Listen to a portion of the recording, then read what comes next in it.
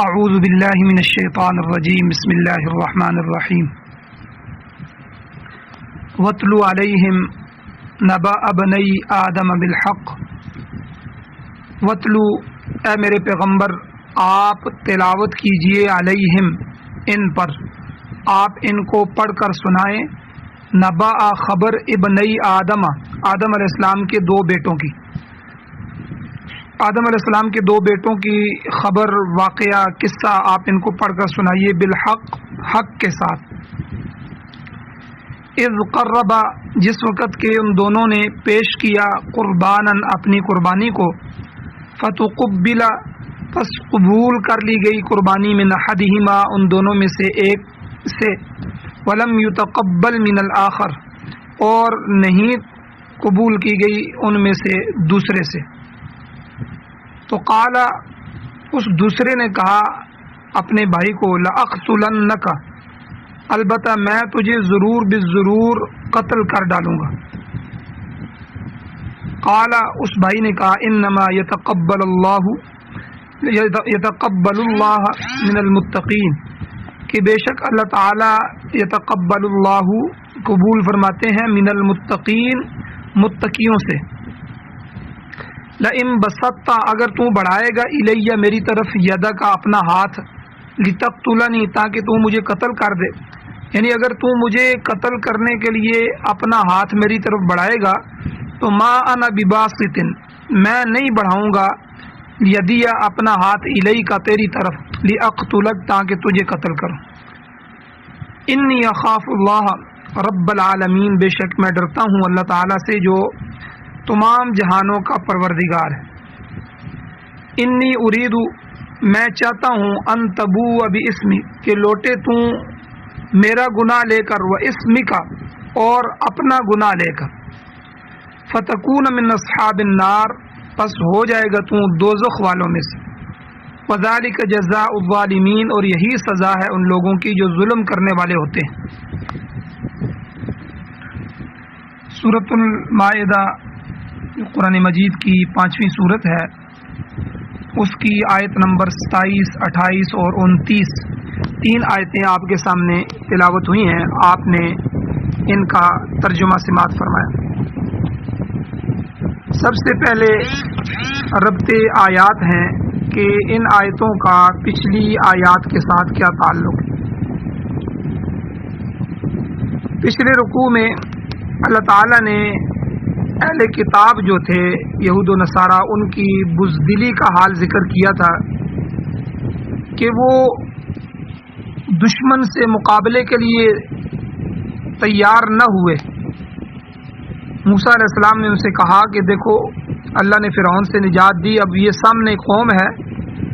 تو اس قوم سے لڑو، اور اللہ تعالیٰ نے یہ ملک تمہارے لیے رکھا ہے، لیکن بزدل بن گئے اور انہوں نے دشمن سے مقابلہ نہیں کیا۔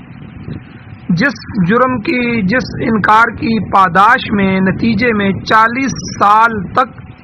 سرزمین مقدس شام اور فلسطین وغیرہ کی سرزمین سے وہ محروم رہے۔ جس طرح دشمن کے مقابلے میں بزدلی دکھانا یہ بہت بری بات ہے، اسی طرح قتل ناحق پر دلیر ہونا یہ بھی کبیر خصلت ہے اور کبیرہ گناہ ہے۔ اسی مناسبت سے اللہ تعالیٰ نے آج کے درس کی آیات میں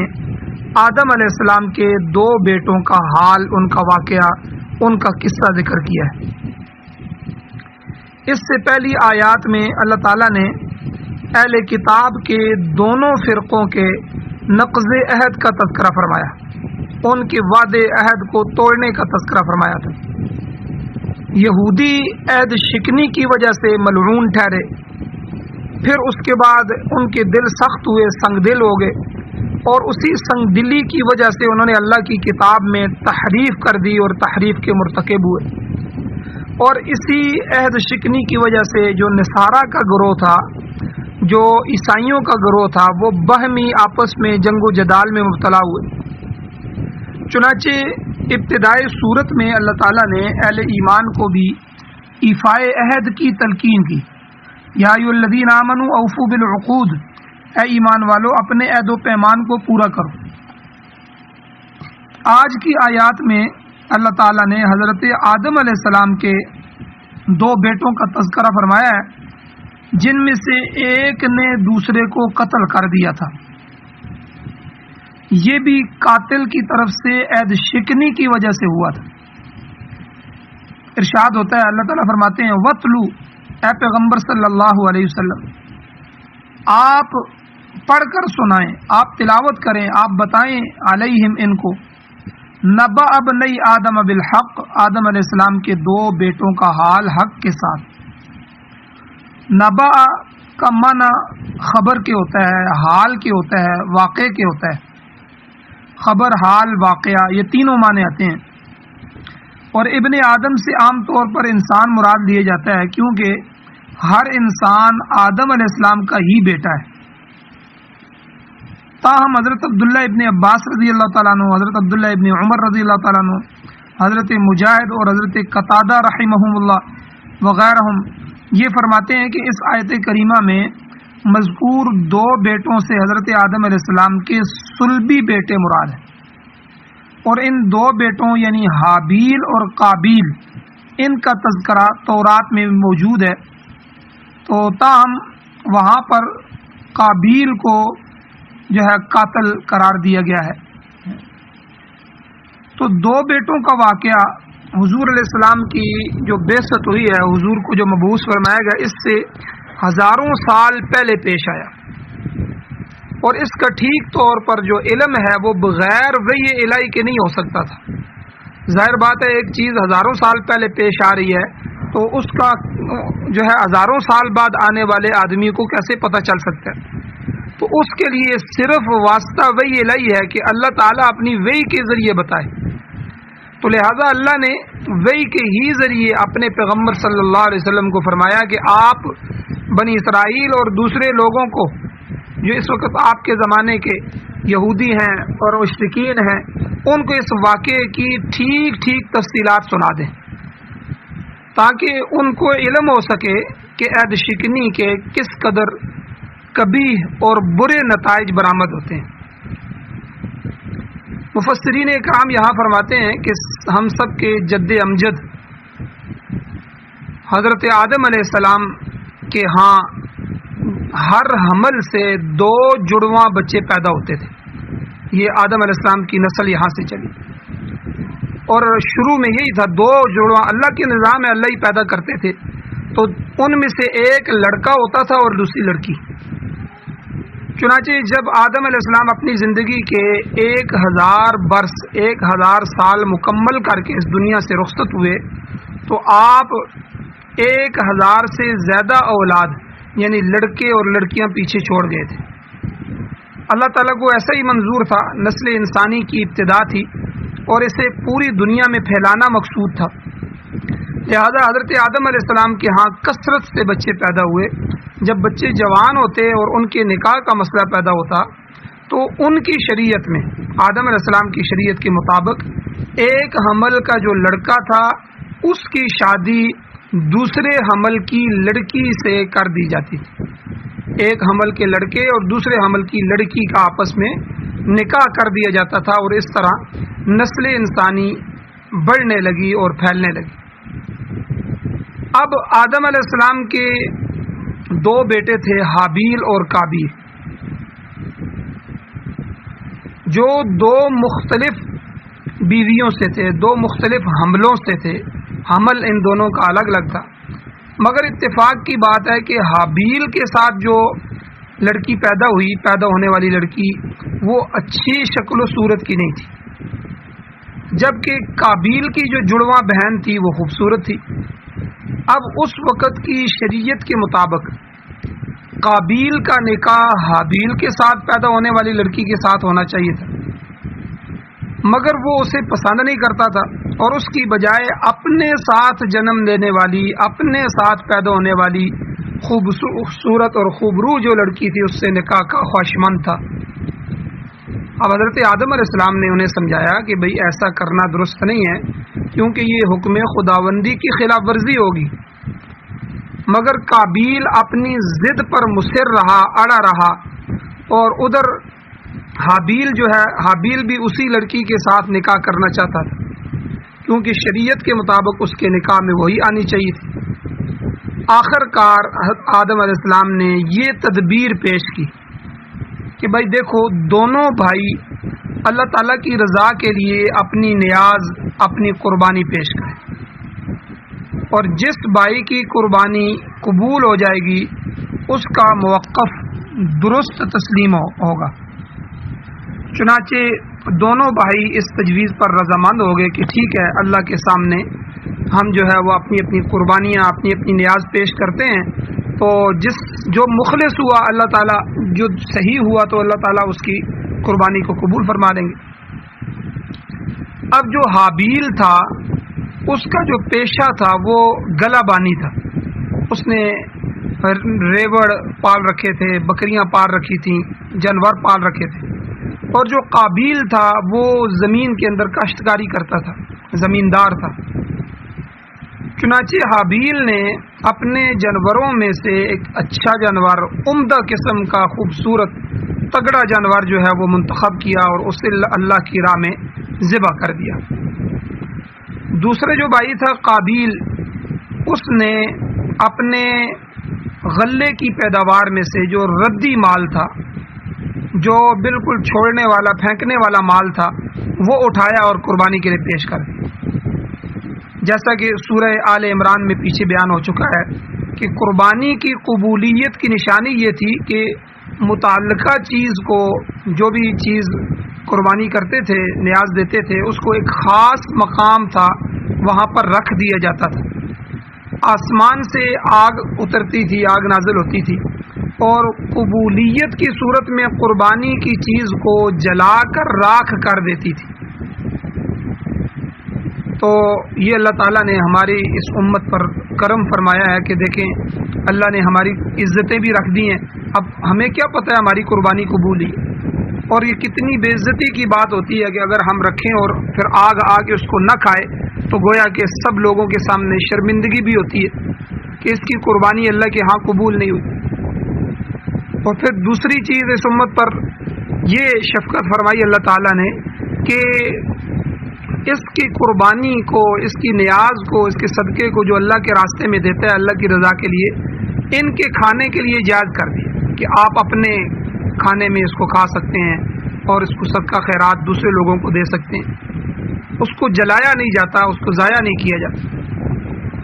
تو بہرحال اس زمانے میں دونوں بھائیوں نے اپنی اپنی قربانی اللہ کی بارگاہ میں پیش کی۔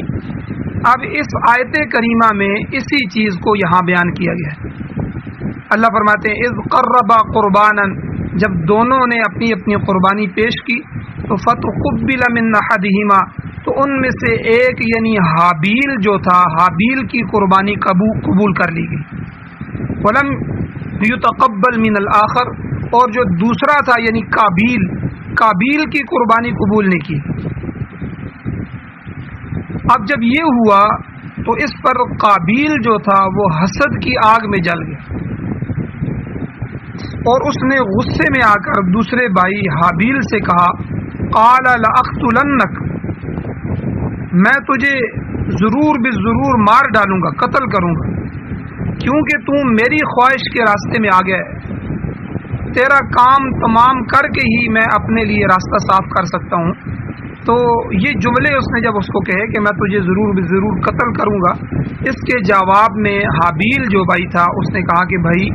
دیکھو، تیش میں نہ آؤ، غصے میں نہ آؤ،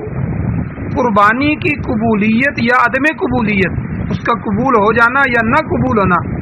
یہ کسی انسان کے بس میں نہیں تھا، یہ آپ کے بس میں نہیں تھا، میرے بس میں نہیں تھا، یہ تو اس مالک الملک اللہ جل شانہ کے ہاتھ میں ہے جس کے حضور ہم قربانی پیش کر رہے ہیں۔ اس کا قانون یہ ہے، اس اللہ کا قانون یہ ہے کہ قال انما یتقبل اللہ من المتقین، کہ اللہ تعالیٰ تو متقی لوگوں کی قربانی کو قبول فرماتا ہے۔ اگر تیری قربانی قبول نہیں ہوئی تو اس میں میرا تو کوئی قصور نہیں ہے، اللہ تعالیٰ نے مجھے تقوی کی صفت سے متصف کیا ہے، اور میں نے اچھا خوبصورت جو جانور تھا جو واقعی اللہ کے راستے میں دیا جا سکتا تھا، میں نے اس کو چنا اور اللہ کے راستے میں اللہ کی رضا کے لیے جو ہے وہ پیش کر دیا، تو اللہ نے میری قربانی کو قبول فرما دیا۔ اور اگر تجھ میں بھی یہ صفت پائی جاتی تو اللہ تعالیٰ تمہاری قربانی بھی قبول کر لیتا۔ تو یہاں پر یہ بھی یاد رکھیں کہ حضرت ابو درداء رضی اللہ تعالیٰ عنہ یہ بڑے اونچے درجے کے صحابی رسول ہیں، آپ حکیم الامت بھی کہلاتے تھے۔ ان کا قول ہے کہ بخدا اگر مجھے یقین ہو کہ میری یہ 2 رکعت نماز قبول ہو گئی ہے تو یہ میرے لیے دنیا و ما فیہا سے زیادہ بہتر، یعنی دنیا میں اگر مجھے یہ پتہ چل جائے کہ میری یہ 2 رکعتیں جو میں نے اللہ کے سامنے پڑھی ہیں یہ قبول ہو گئی ہیں، تو جو کچھ دنیا میں ہے، دنیا اور دنیا کی ساری چیزوں سے یہ میرے نزدیک بہتر ہے، کیونکہ اس آیت کریمہ کی روح سے کہ انما یتقبل اللہ من المتقین، کہ اللہ متقین سے قبول فرماتے ہیں۔ ابو درداء رضی اللہ عنہ فرماتے تھے کہ میں سمجھوں گا کہ اللہ نے مجھے متقین کی صفوں میں شامل فرمایا، یعنی مجھے پتہ چل جائے کہ میں اللہ کے ہاں متقی ہوں۔ تو بہرحال حابیل نے قابیل کی دھمکی کے جواب میں کیا فرمایا؟ ایک تو اسے سمجھانے کی کوشش کی کہ اس کی قربانی کی عدم قبولیت میں میرا کوئی قصور نہیں، کیونکہ اللہ متقیوں کی قربانی قبول فرماتا ہے۔ اور دوسری بات یہ کہ اے بھائی میرے، لئن بسطت الی یدک لتقتلنی، اگر دھمکی کے مطابق جس طرح تو مجھے دھمکی دے رہا ہے، اگر تو مجھے قتل کرنے کے لیے اپنا ہاتھ بڑھائے گا تو اس کے جواب میں ما انا بباسط یدی الیک لیقتلک، میں تمہاری طرف ارادہ قتل سے اپنا ہاتھ نہیں بڑھاؤں گا۔ کیوں؟ کیونکہ انی اخاف اللہ رب العالمین، میں اللہ رب العالمین سے ڈرتا ہوں کہ کہیں اس کی گرفت میں نہ آ جاؤں، لہذا میں تیرے ساتھ کوئی زیادتی کرنے کے لیے تیار نہیں۔ اب حابیل کی طرف سے بھائی کے خلاف ہاتھ نہ اٹھانے کا عزم یہ اس وجہ سے تھا کہ اگر اپنے دفاع کے لیے بھی ہاتھ اٹھایا تو اسے جاہلیت کا ہاتھ، کہ یہ جارحیت کا ہاتھ ہے، یہ سمجھا جائے گا۔ اور جب 2 اشخاص ایک دوسرے پر حملہ آور ہوں تو دونوں مجرم ہوتے ہیں، چاہے ابتدا کسی کی طرف سے ہو۔ اس لیے حضور علیہ الصلوۃ والسلام کا فرمان ہے، حضور علیہ الصلوۃ والسلام فرمایا القاتل والمقتول کلاہما فی النار، قاتل اور مقتول، قتل کرنے والا اور قتل ہونے والا، دونوں دوزخی۔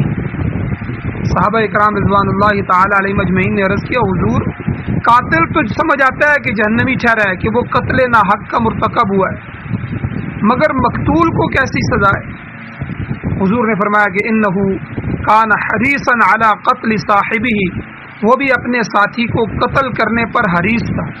یعنی ارادہ تو دونوں کا یہی تھا کہ ایک دوسرے کو قتل کر دیں، مگر ایک کا جو ہے وہ قتل ہوا اور دوسرا مقتول ہوا،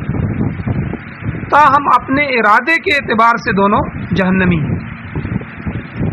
اب اس مقام پر یہ سوال پیدا ہوتا ہے کہ ان احکام کی روشنی میں کیا کسی مظلوم کو اپنے دفاع کا حق بھی حاصل نہیں ہے؟ ایک سوال پیدا ہوتا ہے کہ کوئی مارنے والا آئے اور مارنے کی کوشش کرے، کیا بندہ اس سے جان بھی نہ بچائے، دفاع بھی نہ کرے؟ تو بعض مفسرین اکرام یہاں یہ فرماتے ہیں کہ مظلوم کے لیے اپنا دفاع نہ کرنا یہ صرف حضرت آدم علیہ السلام کی شریعت میں جائز تھا، ہماری شریعت میں ایسا حکم نہیں ہے، بلکہ یہاں تو حکم یہ ہے فَاعْتَدُوا عَلَيْهِ بِمِثْلِ مَا اعْتَدَىٰ عَلَيْكُمْ، سورہ بقرہ میں، کہ جو کوئی تم پر زیادتی کرے تم بھی اسی طرح جواب دو، اتنی زیادتی کر سکتے۔ ہماری شریعت میں مظلوم کو بدلہ لینے کی اجازت ہے، ہاں اگر صبر کیا جائے اور شہادت حاصل ہو جائے تو یہ مقام عظیمت والا ہے، یہ عظیمت ہے۔ آپ دیکھیں ابھی ذی الحج کا مہینہ گزرا ہے، حضرت عثمان غنی رضی اللہ تعالیٰ عنہ نے اپنے آخری دور میں جو محاصرین تھے، جنہوں نے باغیوں نے ان کے گھر کو گھیر دیا تھا، ان معاصرین جو تھے ان سے نہ خود بدلہ لیا، نہ خود ہاتھ اٹھایا اور نہ اپنی فوج کو ان کا مقابلہ کرنے کی اجازت دی۔ تو یہ بہت اونچا درجہ ہے جس سے حاصل ہو جائے، تاہم انتقام لینے کی رخصت بھی ہے، انتقام لینے کی اجازت بھی۔ تو بہرحال حابیل نے عزیمت کا راستہ اختیار کیا اور کہا کہ میرے بھائی میں تیری طرف ہاتھ نہیں اٹھاؤں، انی اریدو ان تبوء باسمی و اسمک، میں چاہتا ہوں کہ تو میرا گناہ اور اپنا گناہ بھی لے کر لوٹے۔ یہاں ایک اشکال پیدا ہوتا ہے کہ قاتل اپنے گناہ تو ساتھ لے جائے گا مگر مقتول کے گناہوں کا بوجھ کیسے اٹھائے گا، جبکہ قرآن پاک کا عام ضابطہ یہی ہے لا تزر وازرۃ وزر اخری۔ ملت ابراہیمی کا بھی یہ اصول ہے کہ کسی ایک کے گناہ کا بوجھ دوسرا نہیں اٹھاتا۔ تو یہاں مفسرین اکرام جواب دیتے ہیں، فرماتے ہیں کہ یہاں بِاسْمِی کا مطلب حابیل کے سارے گناہ نہیں ہیں بلکہ صرف اس کے قتل کا گناہ مراد ہے جسے قابیل اٹھا کر لے جائے۔ مولانا انور شاہ کشمیری رحمہ اللہ فرماتے ہیں کہ ان الفاظ سے ایک بہت ہی لطیف اور بالکل جو ہے چھوٹا سا مطلب یہ بھی اخذ کیا جا سکتا ہے کہ حضور علیہ الصلوۃ والسلام کا فرمان مبارک ہے کہ السیف محا الذنوب، یعنی تلوار گناہوں کو مٹا دیتی ہے، اس لیے شہید کے تمام گناہ معاف ہو جاتے ہیں الا الدین، سوائے قرض کے کہ وہ قرض معاف نہیں ہوتا جب تک کہ قرض خواہ جو ہے جس سے قرضہ لیا ہوا ہے، جس کا قرضہ واپس کرنا ہے، وہ خود جب تک معاف نہ کرے تو شہید کو قرضہ معاف نہیں ہے، قرضے کے علاوہ سب معاف۔ شاہ صاحب یہاں فرماتے ہیں انور شاہ کشمیری رحمۃ اللہ علیہ کہ حابیل کے کلام کا یہ مطلب بھی ہو سکتا ہے کہ مجھے قتل کر کے میرے گناہوں کے مٹانے کا بھی تو ہی سبب بنے گا، گویا میرے گناہ بھی لے جائے گا اور تیرے اپنے گناہ تو تیرے ساتھ ہی ہوں گے۔ فرماتے ہیں اس کا یہ مطلب ہرگز نہیں ہے کہ مقتول کے تمام گناہ قاتل کے سر پر ڈال دیے جائیں گے، یہ مطلب نہیں۔ اچھا آگے فرمایا کہ جب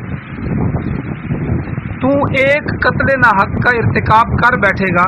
تو فتکون من اصحاب النار، پس تو جہنمیوں میں سے ہو جائے گا، یعنی تیرے لیے دوزخ واجب کر دی جائے گی۔ جو قتل ہے، قتل یہ چند جو اکبر الکبائر یعنی بڑے گناہ ہیں ان گناہوں میں سے ایک ہے، اس لیے دوسرے مقام پر اللہ تعالیٰ نے فرمایا وَمَن يَقْتُلْ مُؤْمِنًا مُتَعَمِّدًا فَجَزَاؤُهُ جَهَنَّمُ خَالِدًا فِيهَا، سورۃ النساء کے اندر جو کسی مومن کو عمدن جان بوجھ کے قتل کرے گا تو اس کی سزا جو ہے وہ دائمی جہنم، فَجَزَاؤُهُ جَهَنَّمُ خَالِدًا فِيهَا، کہ ہمیشہ اس میں رہے گا۔ اگر قتل کو حلال سمجھ کر کیا ہے کہ یہ قتل کرنا حلال ہے تو قاتل کافر اور مرتد سمجھا جائے گا اور ہمیشہ دوزخ میں جلتا رہے، اور اگر حلال نہیں سمجھتا مگر قتل کا مرتکب ہوا ہے تو لمبے عرصے تک سزا پانے کے بعد بہرحال ایمان کی بدولت رہائی حاصل کرے گا۔ اس لیے یہاں فرمایا وَذَلِكَ جَزَاءُ الظَّالِمِينَ، ظلم کرنے والوں کی یہی جزا ہوتی ہے، یہی سزا ہوتی ہے کہ وہ اللہ تعالیٰ کی طرف سے جہنم میں ڈالے جائیں گے اور پھر اسی جہنم میں رہیں گے۔ اور بہرحال جب قابیل نے حابیل کو قتل کرنے کا ارادہ کیا تو حابیل نے اسے ہر چند سمجھانے کی کوشش کی کہ ایسا کرنے سے تو قانون خداوندی کو توڑے گا جس کی بدولت تو اللہ تعالیٰ کی ابدی اور ہمیشہ کی گرفت میں مبتلا ہو جائے گا، اس لیے تو ایسا نہ کر۔ تو بہرحال اس کی سمجھانے کے باوجود بھی وہ نہیں سمجھا۔ آگے انشاءاللہ اگلی آیات میں باقی واقعہ آ رہا ہے کہ پھر اس نے کیا کیا اور اللہ تعالیٰ نے کس طرح اس کو سزا دی۔ اللہ تعالیٰ سے دعا ہے اللہ تعالیٰ ہمیں عمل کی توفیق عطا فرمائے۔ وآخر دعوانا ان الحمد للہ رب العالمین۔